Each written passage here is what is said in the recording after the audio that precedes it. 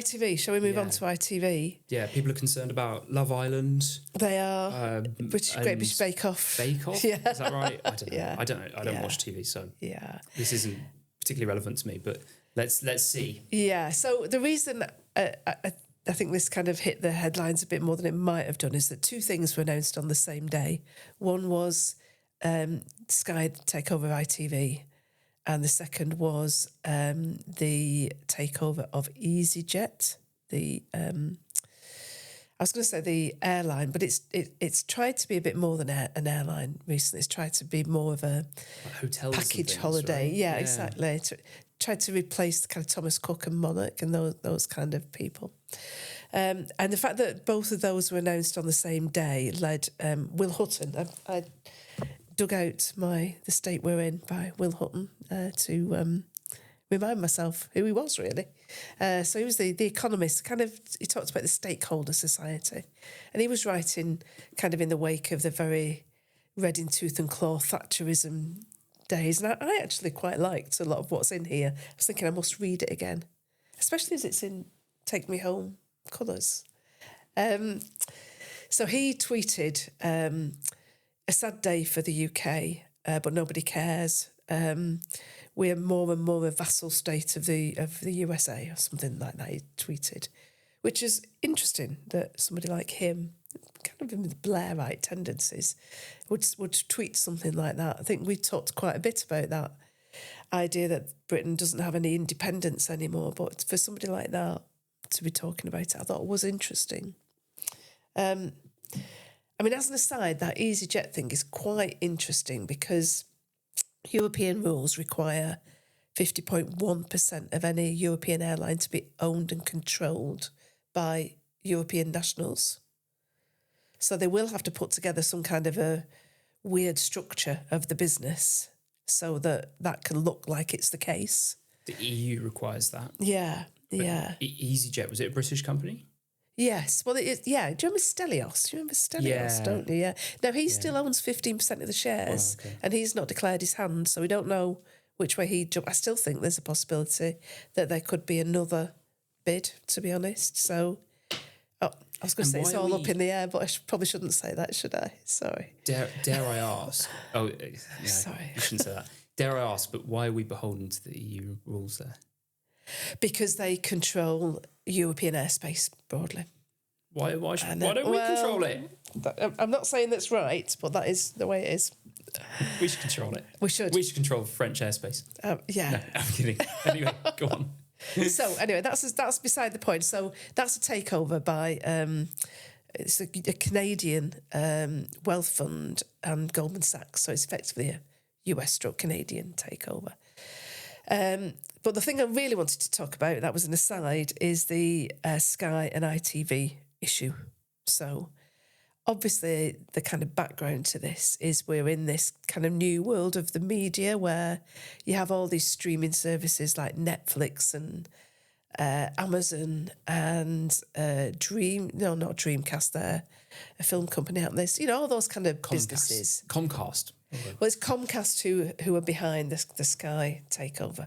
We'll come on to them. Okay. Yeah, but I just wanted to get, they feel that there's all these big companies that now dominate the airwaves. Can you still say that? It's not really in the air anymore, is it? Internet waves.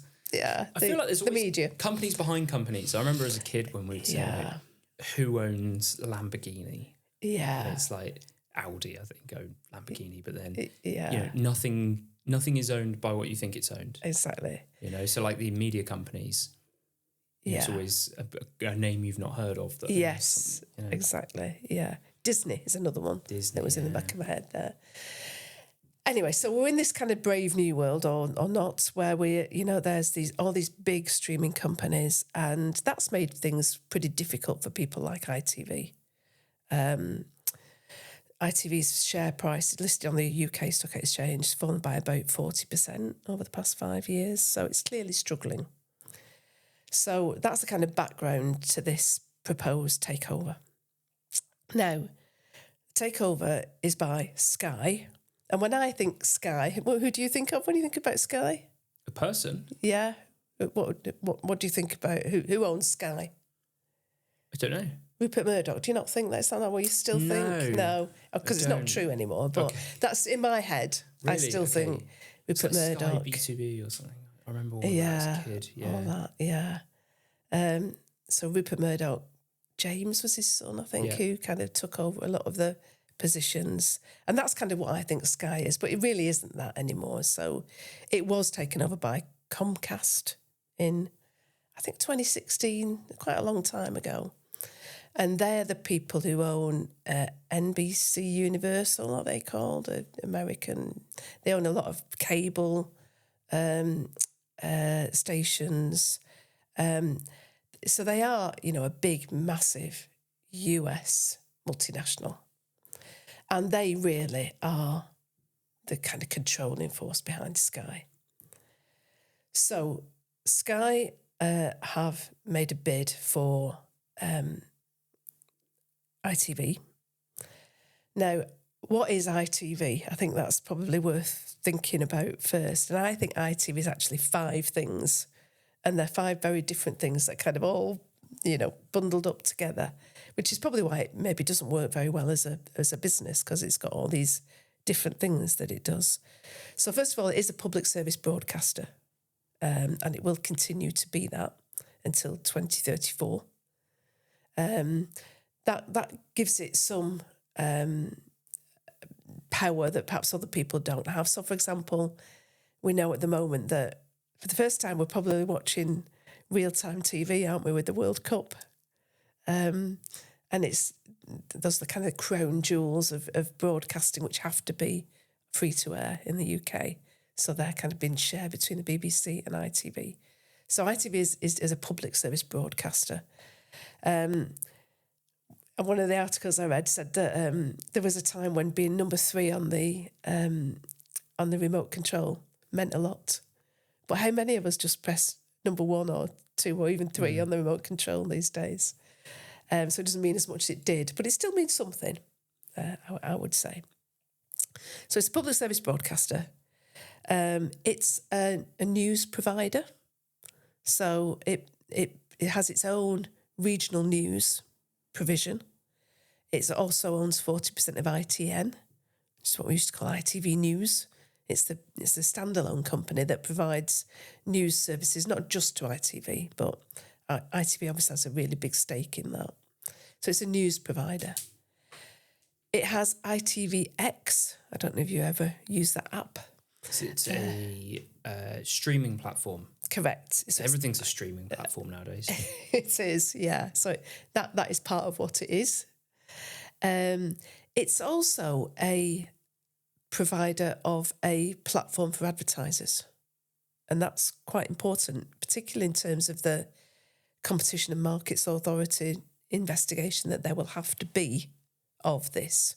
So that's quite an interesting element. I think that's one of the things that is, certainly in terms of the business pages of the newspapers, that's what they're talking about quite a lot, is what does this mean about advertising, people's access to advertising.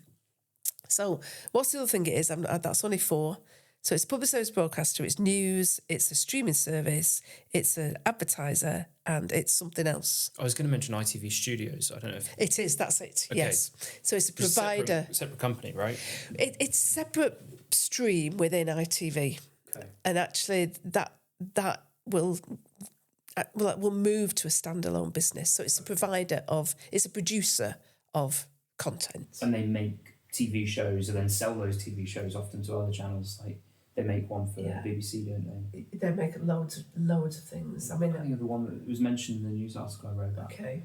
A big show. Yeah. I feel like I'm really... This is why I won't make it as a politician, because I won't get the pop culture stuff. Exactly. Yeah. You ask, who's your favourite couple on Love Island this year? Yeah. Candidate. Yeah. Sebastian. And yeah. I was like, no idea. No, I'm the same. But Love Island is one of them. So it's 5 things. And if we think about how do we feel about a US multinational taking over ITV in each of those 5 things, I think it is quite helpful to think about it separately for all of them. So first of all, as a public service broadcaster, how do we feel about one of our major public service broadcasters being owned by a US multinational? And I don't know about you, it makes me feel a little bit queasy. That doesn't feel right. But they will have to meet some of the commitments that ITV has given as a public service broadcaster. For example, to create new content and to show new content. So they will have to do that. I'm guessing they will also have to do things like show party political broadcasts in the state. As long as ITV has that public service broadcasting commitment, which it certainly has it till 2034, they'll have to do those kind of things. That kind of doesn't feel right to me. And clearly there's an issue about what government might say about this. And government haven't really said anything very much so far. It's breaking news. But Lisa Nandy, who is the Minister for Culture, Media and Sport, may very well intervene in this. We don't know how, but she certainly won't be intervening on X, because she has taken her department off X. Now we're talking about not ITVX, we're talking about X. XX. Twitter, that's how I understand it. Yeah. And she doesn't tweet on Twitter. She's taken her and her department off it. She no longer X is on X. I don't know if there's a verb now for X. I don't know either, no. Okay. Anyway, that's an aside. So, in terms of a public service broadcaster, I feel a bit weird that we should be owned by an American multinational, and I think it's right that government should be thinking quite carefully about whether that's appropriate. Kind of similar point I have on the news. So if the news is going to be controlled at least in some way by an American multinational, do we care about that? And in particular at the moment, if you didn't like ITV News, you could turn to Sky News. Now, will those two things become broadly the same thing? Now, they have, at the moment, given a commitment that they will continue both of them separately as independent news sources, and they will continue ITV's regional news provision. But you kind of think, well, how long are they going to continue running two things that, next to each other but separately? Because that doesn't feel very efficient for a business. And in my head, I've got the idea that, there'll come a time when they say, it's not really efficient to do this. We'll have to combine them.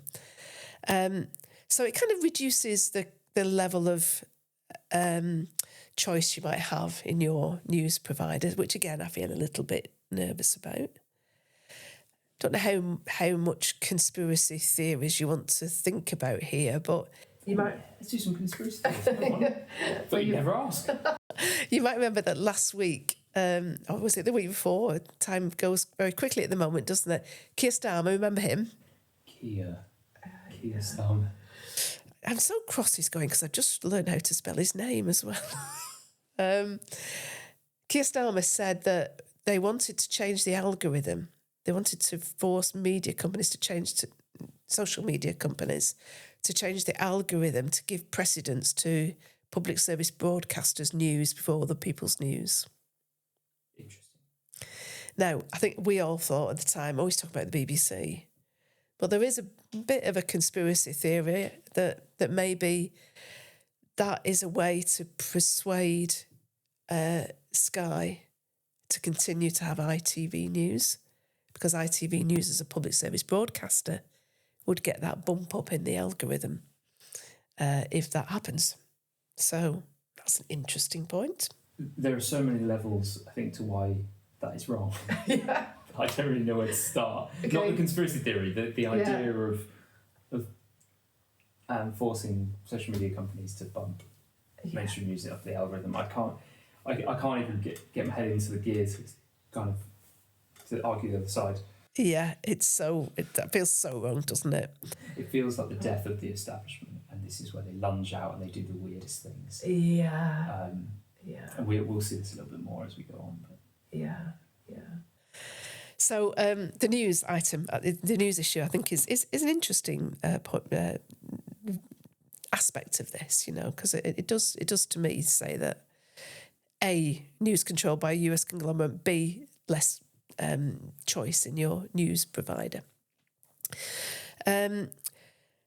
thirdly, maybe talk a little bit about advertising.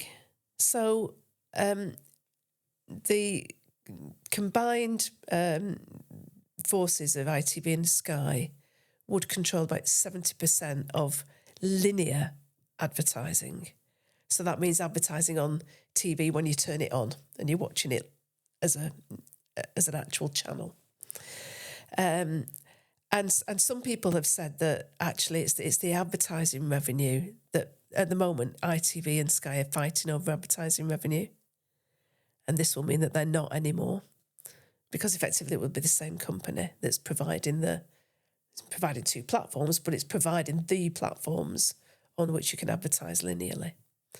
So some people would say, but certainly, some business analysts are saying that that's the real motivator behind this, is because Sky doesn't want to be fighting for advertising revenue.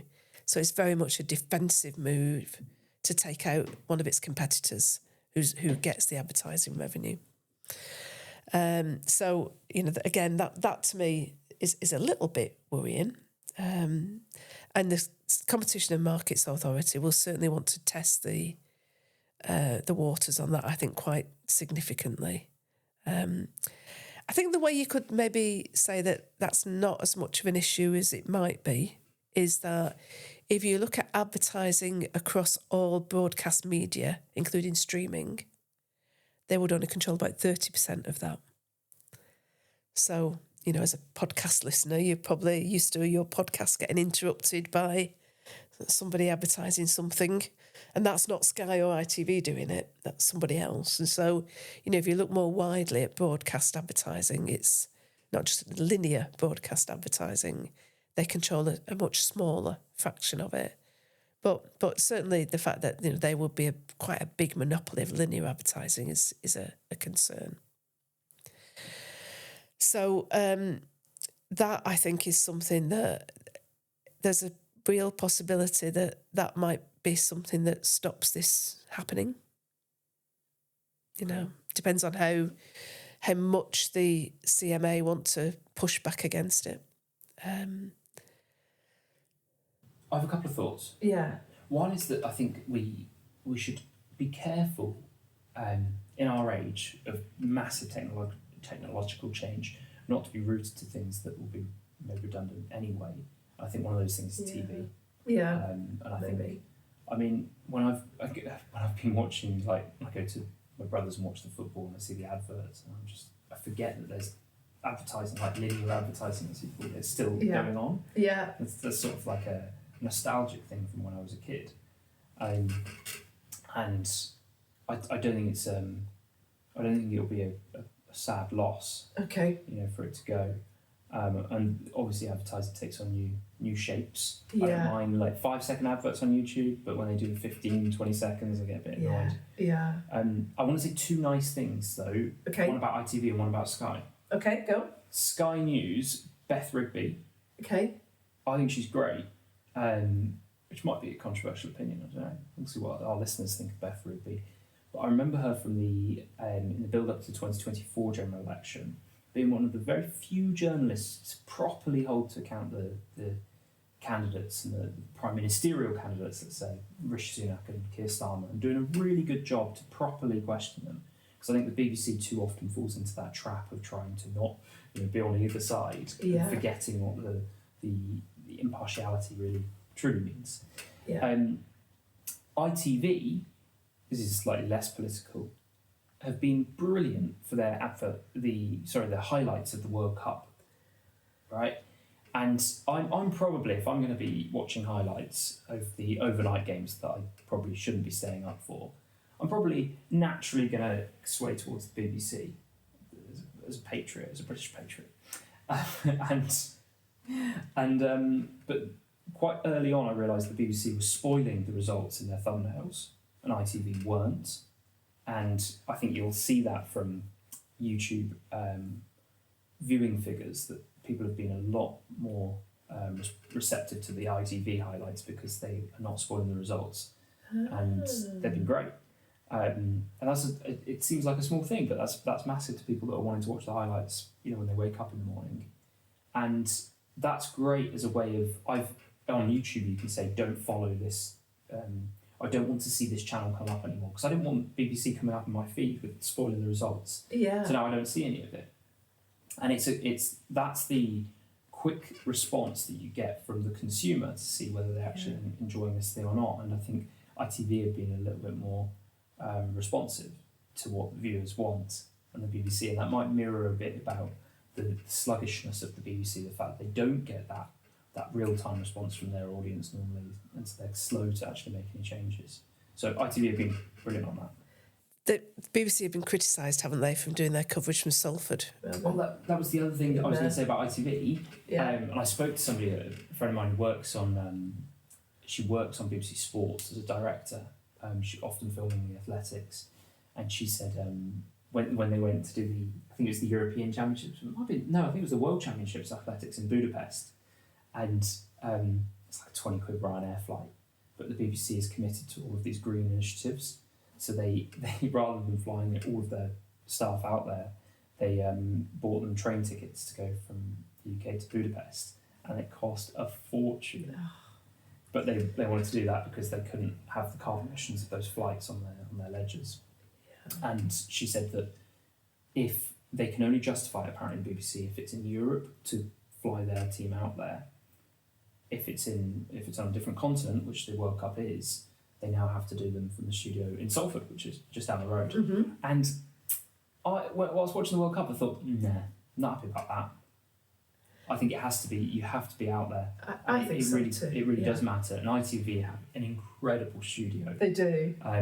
Overlooking the East River and the Brooklyn Bridge, the Statue of Liberty, Manhattan, all laid out before them. And they've really got, I think, one up on the BBC. Yeah. And you'll notice that they'll find it easier to attract the top pundits because of that, because they get to go out there. And I don't know if you noticed that Alan Shearer is out in America, and he's doing he's working alongside the commentators, that pundit role. Clearly because he wanted to be out there rather than having to sit in a studio in Salford. Yeah, indeed. Can't blame him. However nice Salford is. Indeed, yes. Don't want to lose our Salford listeners. Absolutely, exactly. So that was we've gone down a little byway there, haven't we? We like byways. We do, we like byways. But to bring us back to where we were... should British companies be sold to American multinationals? Yeah. So we were going through the things that what do we think about that question for the different 5 things? I mean, in terms of ITVX, the streaming service, I feel a bit less bothered about that. The fact that that's going to be owned by Comcast as a streaming service and Sky as a streaming service. It's just one less app, isn't it? And maybe that's a good thing. There's so many different apps now. When you want to watch something, is that right? What's that on? Which app do I have to open to watch that? I get so confused. A real populist would come out and say, "We can get rid of these apps. No more apps." That would win an election. But I think maybe we disagree on this. Like maybe we differ slightly. I don't really care so much. Like Comcast can have ITV News. Like I don't think there's such an importance about ITV News. Like I think it's just redundant. I have so much faith in independent journalists and people creating their own platforms, which are much more meritocratic than a mainstream media, which has let us down time and time again. I suppose the only thing you would say is that certainly some news coverage, you need to be big enough to be able to have a team to do it. So, there's a real problem, I think, particularly with that overseas coverage these days, that nobody seems to have enough people in-house to be able to do it well. And, it's okay, you can send somebody from a local paper down to the dispute down the road to cover that, but you can't send somebody to an overseas territory to cover something there and find out what's really going on, can you? Well, I think we're getting to that point where channels are big enough to, if they've got enough subscribers on their platform, they're able to recruit a team of people. I mean, we've talked about the Mill before, Manchester Mill, where they've been growing, so they now have full-time staff, and I can imagine an online magazine like that gets to the point where it can afford to send people abroad and report on these stories. Okay, well, let's see. Let's wait and see. ITV News. Name a news reader on ITV. No. Can any of our listeners? Is anyone there thinking I'm an ITV News stalwart? Reginald Bowes and Ketts was that? Was he from the 1970s or something? I think to remember ITN. I do not. I've not watched TV news in probably 10 years. No, I don't think I have. But I have listened to it on the radio. It's just so depressing, and it's the tone and everything. And it's I much favour reading news, and then you can check different papers and check different sources. Yeah. Nowadays, you can check individuals as well that can in real time refute certain claims. Yeah, yeah. So perhaps finally, just to talk about ITV Studios, which is the production company. So that is the thing that will stay outside of Sky. So what happens, as I understand it in this, and obviously structures can change, but as I understand it, the proposal is that Sky will buy all those other 4 things off ITV. And I think it's like 1.2 billion they're going to pay for that, of which 950 million will go to the shareholders. But some of it will remain in this standalone ITV company that will still be there, that will be the thing that makes the shows. And actually, I think some of the things that are made by Sky will actually be put into that. So I think Love Productions, that makes Great British Bake Off, I'm sure that's one of your favourites, will be put into that vehicle, that ITV vehicle. Now, again, if you talk about conspiracy theories, but that will be a standalone company with a lot of content, and there's a proposed agreement that Sky will promise to buy so much off that company, so it's got a stream of income guaranteed as part of the deal. It has a lot of other things that it sells to other people. And that starts to look like a really nice, interesting standalone business that will be debt-free, have some cash in it, and, a guaranteed pipeline of work. I think it's hard to imagine that will stand alone for very long. I'd have thought that will be snapped up by somebody else as well at some point. So whilst we will still, for the short term, have a thing called ITV, which is a production company, I can't imagine that surviving, because it will just be, it'll have a massive for sale sign over its head, really, because it will look such a nice company to buy. Debt-free, guaranteed income. I'd buy it. So that's my take on what's happening. What should we be doing about it? I mean, I do think I would really be encouraging government to kick the tyres on this. And I would be encouraging the CMA to kick the tyres on it. And any commitments they can get, for example, on continuing regional news, I think would be worth getting. And I think it kind of almost fits into the discussions that are going to started already, really, haven't they, about the BBC licence fee. What is the long-term future of broadcasting, old-fashioned broadcasting in the UK? And they should be thinking about it in those terms as well, I think.